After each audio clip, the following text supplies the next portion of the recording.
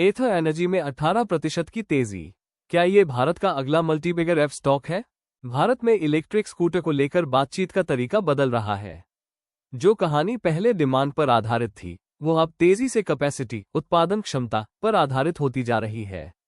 जब ऑर्डर की संख्या प्रोडक्शन से ज्यादा हो गई और वेटिंग पीरियड बढ़ गया, तो कंपनी के हालिया तिमाही नतीजों ने दिखाया कि ग्राहक कितनी तेजी से इसे अपना रहे हैं और क्यों मैन्युफैक्चरिंग कैपेसिटी बढ़ाना उनकी अगली बड़ी प्राथमिकता बन गई है।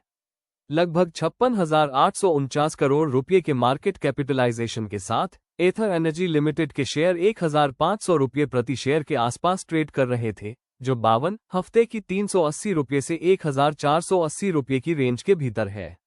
नतीजे घोषित होने के बाद स्टॉक में 18% की बढ़ोतरी हुई।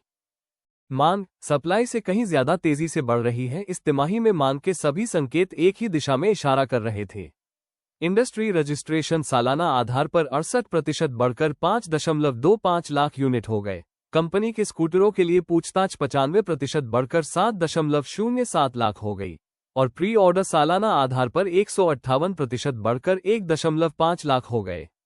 मैनेजमेंट का अनुमान है कि अगर फैक्ट्रियों में क्षमता होती तो वे हर महीने 13,000-15,000 यूनिट और बेच सकते थे। इससे साफ पता चलता है कि यह मांग की नहीं बल्कि सप्लाई की समस्या है। डीलर इन्वेंट्री में भी यही कमी दिखी। स्टॉक जो पहले लगभग 2 हफ्ते का होता था, वो घटकर कुछ ही दिनों का रह गया।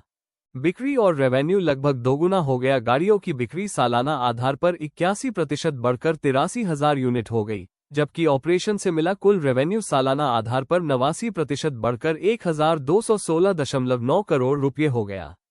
कुल इनकम, जिसमें ऑपरेशन के अलावा दूसरी इनकम भी शामिल है, सालाना आधार पर 87.2% बढ़कर 1,260 करोड़ रुपये हो गई। बेहतर प्राइसिंग और बेहतर प्रोडक्ट मिक्स की वजह से प्रति गाड़ी रेवेन्यू भी बढ़कर लगभग 1.26 लाख रुपये हो गया। रेवेन्यू में गाड़ियों का हिस्सा सबसे ज्यादा 86% रहा, जबकि बाकी 14% हिस्सा नॉन व्हीकल इनकम, मुख्य रूप से सॉफ्टवेयर, एक्सेसरीज और सर्विसेज से आया। ये ग्रोथ किसी एक इलाके तक सीमित नहीं थी। देश भर में बिक्री की मात्रा बढ़ी, हालांकि बाजार के कुछ हिस्सों में ग्रोथ दूसरों की तुलना में काफी तेजी से हुई। पहली बार पॉजिटिव EBITDA एक बड़ी उपलब्धि। इनपुट कॉस्ट बढ़ने के बावजूद कंपनी ने अपना पहला पॉजिटिव EBITDA 9.45 करोड़ रुपये दर्ज किया, जबकि एक साल पहले 105.97 करोड़ रुपये का नुकसान हुआ था।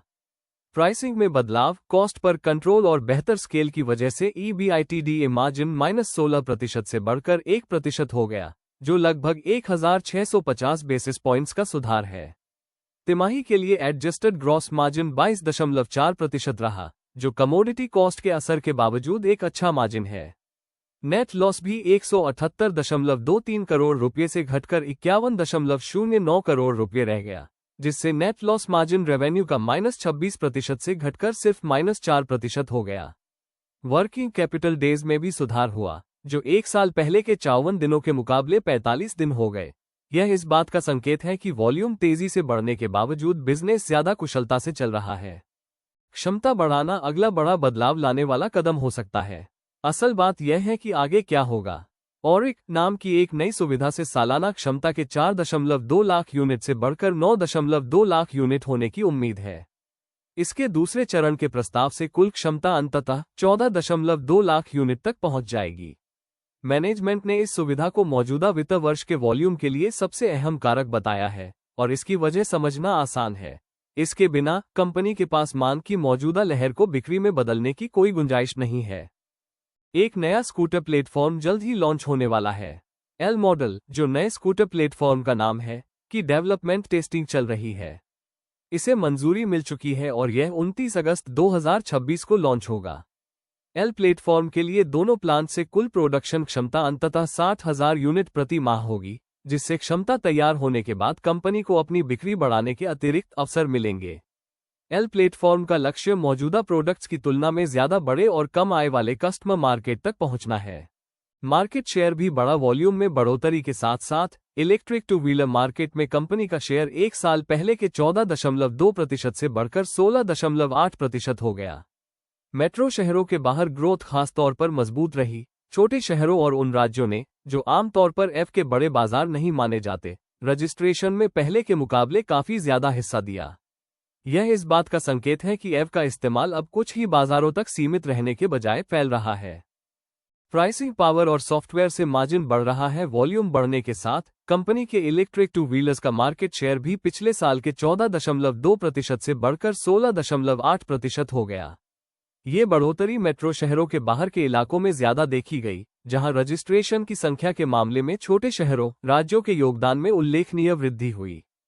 कमोडिटी की लागत पर नजर रखने की जरूरत है।